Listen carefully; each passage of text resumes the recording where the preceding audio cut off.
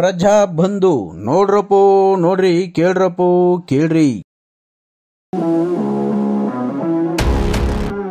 ಕರ್ನಾಟಕ ಕಾರ್ಯನಿರತ ಪತ್ರಕರ್ತರ ಸಂಘದ ರಾಜ್ಯ ಮಟ್ಟದ ಕ್ರೀಡಾಕೂಟದ ಜ್ಯೋತಿ ಕುಣಿಗಲ್ ಪಟ್ಟಣಕ್ಕೆ ಆಗಮಿಸಿದಾಗ ಕುಣಿಗಲ್ ಪಟ್ಟಣದಲ್ಲಿ ಪತ್ರಕರ್ತರ ಸಂಘ ಮತ್ತು ತಾಲೂಕು ಆಡಳಿತ ಹಾಗೂ ವಿವಿಧ ಕನ್ನಡ ಪರ ಸಂಘಟನೆಗಳ ವತಿಯಿಂದ ಅದ್ದೂರಿ ಹಾಗೂ ವೈಭವಿತವಾಗಿ ಬರಮಾಡಿಕೊಳ್ಳಲಾಗಿತ್ತು.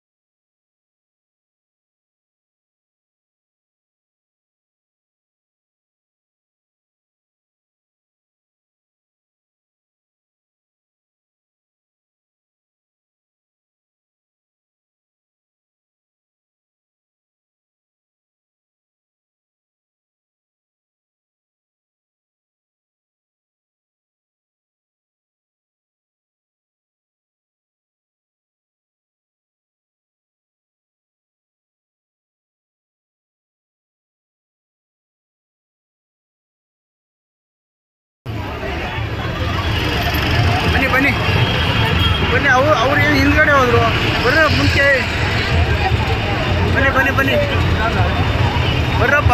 ಅಲ್ಲೇ ಮಕ್ಕಳೆಲ್ಲ ನಿಂತ್ಕೊಂಡೋದು ಹೋಗ್ತಾ ಒಂದು ಫೋಟೋ ತಗೊಳ್ಳಿವಲ್ಲಿ.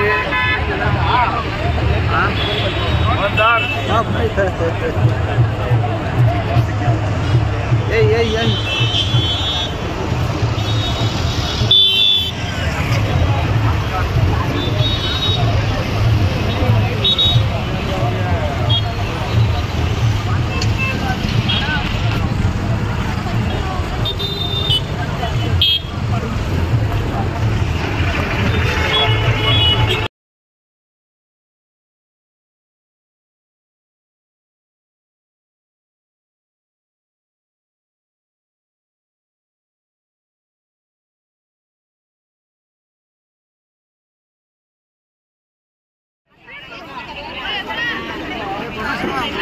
ಸ್ನೇಹಿತರೆ, ತಾಲೂಕಿಗೆ ಸುವರ್ಣ ಕರ್ನಾಟಕ ಸುವರ್ಣ ಮಹೋತ್ಸವದ ಅಂಗವಾಗಿ ರಾಜ್ಯ ಮಟ್ಟದ ಕ್ರೀಡಾಂಗಣದಲ್ಲಿ ಇಡೀ ಎಲ್ಲ ಜನಪ್ರತಿನಿಧಿಗಳು ಒಟ್ಟಾಗಿ ಅಲ್ಲಿ ಸೇರಿದ್ರು.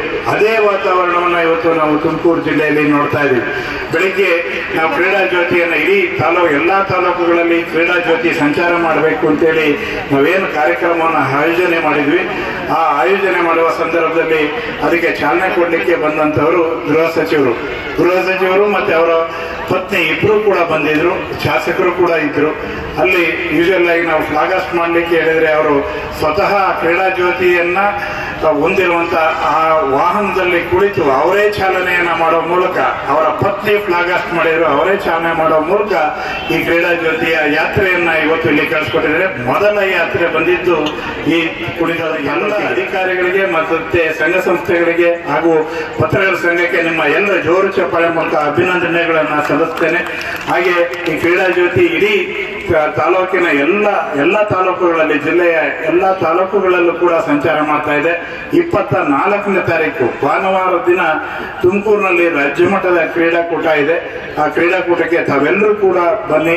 ಪತ್ರಕರ್ತರು ಸದಾ ಒತ್ತಡದ ನಡುವೆ ಕೆಲಸ ಮಾಡುವಂತವ್ರು, ನಿಮಗೆಲ್ಲರಿಗೂ ಗೊತ್ತಿದೆ. ಎಲ್ಲರಿಗೂ ಕೂಡ ಪತ್ರಕರ್ತರು ಬೇಕು. ಅವರ ಕಷ್ಟ ಇರಲಿ, ಸುಖ ಇರಲಿ, ಅಥವಾ ತಾಲೂಕಿನ ಆಗು ಹೋಗು ಇರಲಿ, ಅಭಿವೃದ್ಧಿ ವಿಚಾರ ಇರಲಿ, ಯಾರಿಗೋ ನೋವಾಗಿದ್ದ ವಿಚಾರ ಇರಲಿ, ಯಾವುದೋ ಒಬ್ರು ಮನೆ ಸಿಗ್ಲಿಲ್ಲ ಅಂತ ಒಬ್ಬ ಬಡವನ ಕಳಕಳಿ ಇರಲಿ, ಎಲ್ಲರಿಗೂ ನಾವು ಆ ಸ್ಪಂದನೆಯನ್ನು ಕೊಡ್ತೀವಿ, ಆ ಧ್ವನಿ ಹಾಕ್ತೀವಿ, ಅವರ ವಿಚಾರಗಳನ್ನು ಬೆಳಕಿಗೆ ತರ್ತೀವಿ. ಹಾಗೆ ಎಲ್ಲ ಸ್ತರದ ಜನರ ನ್ಯಾಯಯುತ ಹಕ್ಕುಗಳಿಗಾಗಿ ಪತ್ರಕರ್ತರು ಅದರ ನಡುವೆ, ಸರ್ಕಾರದ ನಡುವೆ ಒಂದು ಸೇತುವೆ ಕೆಲಸ ಮಾಡುವಂತ ಕೆಲಸವನ್ನ ನಿರಂತರವಾಗಿ ಮಾಡ್ಕೊಂಡು ಬಂದಿದ್ದಾರೆ. ಹಾಗಾಗಿ ಪತ್ರಕರ್ತರೇ ಒತ್ತಡದಲ್ಲಿ ಕೆಲಸ ಮಾಡುವಂಥವ್ರು, ಆ ಸದಾ ಒತ್ತಡದ ನಡುವೆ ಕೆಲಸ ಮಾಡುವಂತ ಪತ್ರಕರ್ತರನ್ನ ಒಂದಿಷ್ಟು ದಿನ, ಒಂದೆರಡು ದಿನ ನೀವು ಕ್ರೀಡಾಕೂಟದಲ್ಲಿ ಭಾಗವಹಿಸುವ ಮೂಲಕ ನಿಮ್ಮ ಒತ್ತಡವನ್ನು ರಿಲ್ಯಾಕ್ಸ್ ಮಾಡ್ಕೊಳ್ಳಿ. ನಾವು ಒಂದು ಕಾರಣಕ್ಕಾಗಿ ಕ್ರೀಡಾಕೂಟ ಮತ್ತು ಪತ್ರಿಕೆ ಇವೆಲ್ಲರ ಮಿಲನ ಇವತ್ತು. ಸಮಾಜ ಸೇವೆ ಮಾಡಲಿಕ್ಕೆ ಬಂದಂತ ಸಂದರ್ಭದಲ್ಲಿ ನಮ್ಮ ಚಿಂತನೆಗಳು ಮತ್ತು ನಮ್ಮ ಕಾರ್ಯವೈಖರಿಗಳನ್ನ ಸಾರ್ವಜನಿಕ ಬಂಧುಗಳಲ್ಲಿ ಮುಟ್ಟಿಸ್ಬೇಕು ಅಂತಂದ್ರೆ ಅದಕ್ಕೆ ಮೀಡಿಯೇಷನ್ನೇ ಪತ್ರಿಕೆಗಳು, ಮಧ್ಯವರ್ತಿಗಳು, ಸಾಮರಸ್ಯದ ಮಧ್ಯವರ್ತಿಗಳು, ಒಳ್ಳೆತನದ ಮಧ್ಯವರ್ತಿಗಳು, ಒಂದು ಒಳ್ಳೆ ಉದ್ದೇಶದ ಮಧ್ಯವರ್ತಿಗಳಾಗಿ ತಮ್ಮ ರೋಲ್ ಏನಿವತ್ತು ಅವ್ರು ಕೊಟ್ಟಂತ ಕರ್ತವ್ಯವನ್ನ ನಿರ್ವಹಿಸುವಂತ ಒಂದು ಪಾತ್ರವನ್ನ ಮಾಡ್ತಾ ಇರುವಂತದನ್ನ ನೋಡ್ತಾ ಬಂದಿದ್ದಾರೆ. ಇವತ್ತು ಪತ್ರಿಕೆಯವ್ರ ಬಗ್ಗೆ ನಾವು ನಮ್ಮ ಚಿಂತನೆಗಳು ಮತ್ತು ನಮ್ಮ ಕ್ರಿಯಾಶೀಲತೆಯ ಬದುಕನ್ನ ಅವ್ರ ಮೂಲಕ ತಲುಪಿಸಂತ ಒಂದು ವ್ಯವಸ್ಥೆಯನ್ನ ಪ್ರಯತ್ನ ಪಡ್ತೇವೆ ಹೊರತು ಅವರ ಚಿಂತನೆಯನ್ನ ನಾವು ಸಮಾಜದವರು ಆಲೋಚನೆ ಮಾಡಂತ ಪ್ರಕ್ರಿಯೆ ಮತ್ತು ಚಟುವಟಿಕೆ ಶುರು ಮಾಡಬೇಕಾಗಿರೋದು ನಮ್ಮೆಲ್ಲರ ಜವಾಬ್ದಾರಿ.